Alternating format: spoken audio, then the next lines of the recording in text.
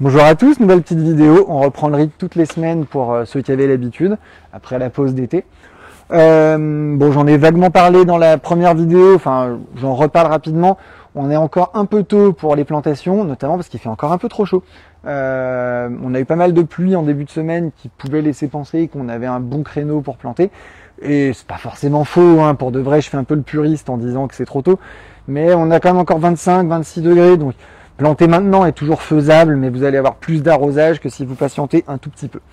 L'idéal, je l'avais déjà dit, mais je le redis, c'est plutôt la mi-octobre, voire même le début novembre, et surtout le mois de novembre qui est vraiment le meilleur mois pour ça. Par contre, nous, de notre côté, ce qu'on fait, c'est beaucoup d'arrivage, forcément. Il ne s'agit pas de rentrer quand c'est le moment, on rentre avant. Après la vidéo de la semaine dernière où j'ai présenté des petits éléments dans un tunnel, je vais vous montrer un autre endroit. Et honnêtement, j'ai encore de quoi vous montrer parce que j'ai vraiment fait rentrer beaucoup de choses. Donc je vais vous parler de ça pendant longtemps. Allez, on va passer sur une zone qu'on a réaménagée il y a 1 an, dont on ne se servait pas.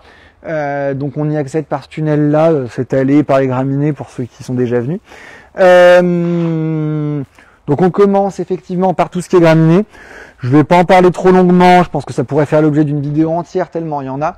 Mais grosso modo, les graminées persistantes et basses ici, et tout ce qui est graminées plutôt hautes et caduques, qu'on vient de retailler d'ailleurs, donc elles ont pas, il n'y a plus de feuillage, juste là.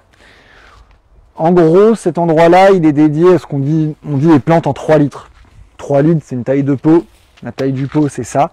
Et ça détermine un petit peu entre guillemets, un premier prix. Beaucoup d'arbustes à fleurs et de feuillage intéressants. Donc là, ce que j'ai montré, c'est de l'abélia. Ah oui, je voulais donner un ordre de prix quand même. De la plante en 3 litres, ça coûte entre 8 et 12 euros. Donc en fait, c'est du petit buisson, persistant ou caduc, mais en tout cas vivace, que vous pouvez utiliser en massif, que vous pouvez utiliser un peu n'importe où, pour des petits budgets, pour faire des massifs, des choses comme ça. Voire des haies. Voilà. Donc l'abélia, dans les floraisons d'été, c'est une des plantes les plus vendues. Le kaléidoscope, feuillage jaune, le grandiflora classique, feuillage vert. C'est des floraisons très longue durée. Ils sont encore en fleurs et tant qu'il fera pas froid, ils seront fleuris. L'escalonia, que j'aime beaucoup, qui est également une floraison très longue durée. Le blanc est encore un petit peu en fleurs. C'est des floraisons d'été, floraison tout l'été. J'ai du hou ici, voilà, pour le montrer. J'ai fait toute une collection de magnolia. Alors le magnolia caduc, vous avez 2 variétés, enfin 2 grandes catégories de magnolia. Les persistants qui sont des arbres qui peuvent faire 20 mètres de haut, et le caduc qui est un petit peu plus petit mais qui perd ses feuilles et qui fleurit au printemps. C'est aussi le plus vendu. J'ai fait une collection avec des couleurs un peu sympas. Il y a le Suzan qui est violet, le Stellata blanc, le classique rosé blanc George Henrikern, le classique Trump pendant mes vidéos aussi. Ça change pas. Sinon, c'est pas rigolo. Mais il n'est pas trop bruyant. Bref, on a fait beaucoup de tailles de magnolia, tous les formats, toutes les couleurs. J'ai une nouvelle variété qui est pas de ce côté-là, qui est de l'autre côté, mais peu importe, qui s'appelle Génie.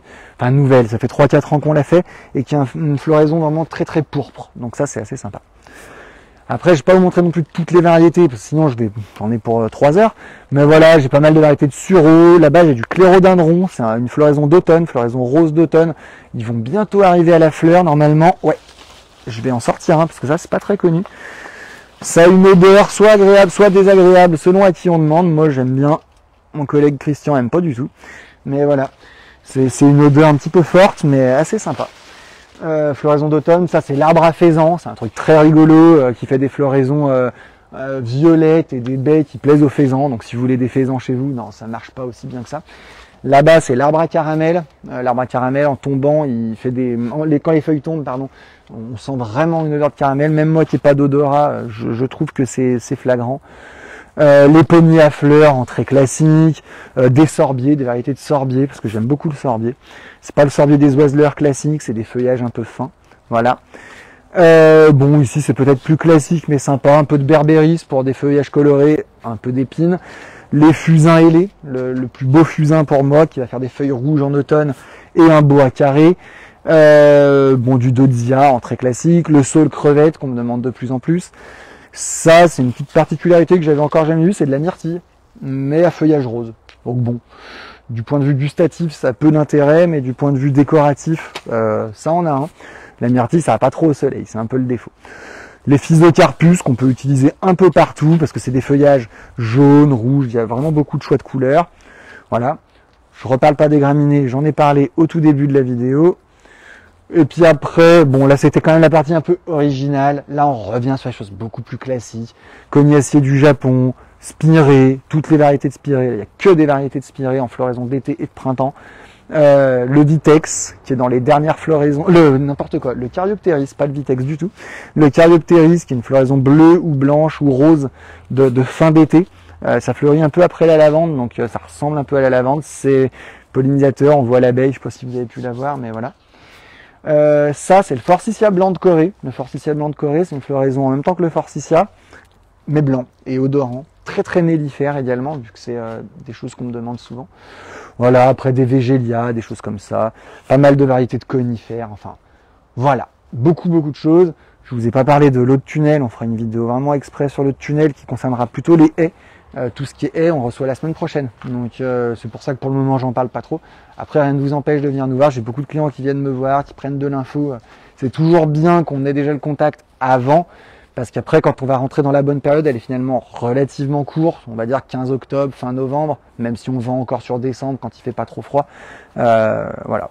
N'hésitez pas pour prendre de l'info, pour prendre des idées. On est là pour ça. Voilà.